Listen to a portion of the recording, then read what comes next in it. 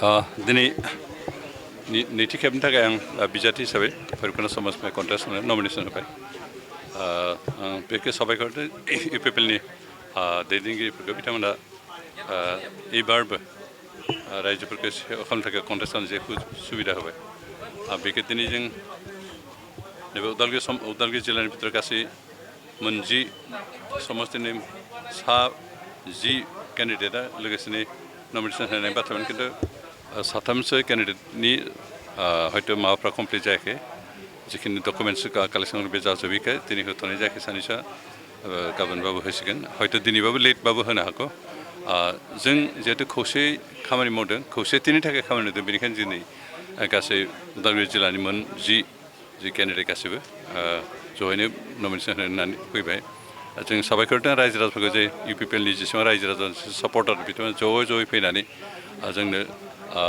जोंखौ मदद आरो हेफाजाब दिन्थिफैनो थाखाय आरो दिनै रायजो राजाफोरनि जे लैहोर लैहोर नुजाथिफैनाय बेनो फोरमान होदों जे उदालगुरि जिल्लानि जेसेबां समस्ति दं बे समस्तिनि भटारफ्रा दिनै इउपिपिएलजों दं आरो इउपिपिएलखौ सापर्ट खालामदों।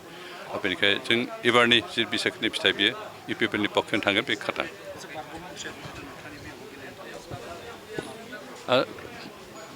बारग' मन्त्रि बेहाय 20 बोसोर एमएलए जानाय हिसाबै बिथाङा एबारबो कन्टेस्ट खालामनो ओंखारदों आरो बे एक्सुवेलि रायजोफ्रा बेखौ इजि लायाखै खारन सासे केबिनेट मन्त्रिया एमसिएलए गेलेनाय मिन्स पन्सायत प्रेसिडेन्ट गाँव पन्सायतनि प्रेसिडेन्ट भटनि थाखाय गेलेनाय बेखौ रायजोफ्रा खोब इजि लायाखै मोजां मोनाखै बेखौ।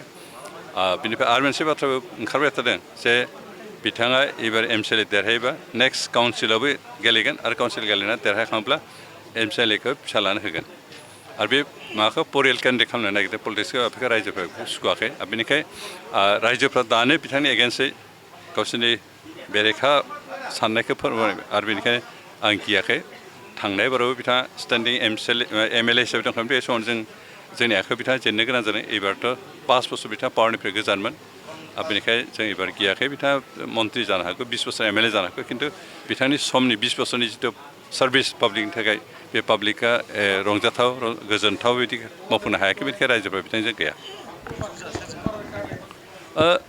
एबार जिहेतु बिजेपिबो थाबाय बेनिखायनो बिजेपिजों बांसिन माबाया मागोन दावहाया जाहैयो। बिजेपि आरो इउपिपिएलनि गेजेराव थांनाय बारावबो बिजेपि इउपिपिएलनि गेजेराव जादोंमोन आरो बिपिएफआ 3rd पजिसनाव थारमाने एबारबो 3rd पजिसनाव थायो।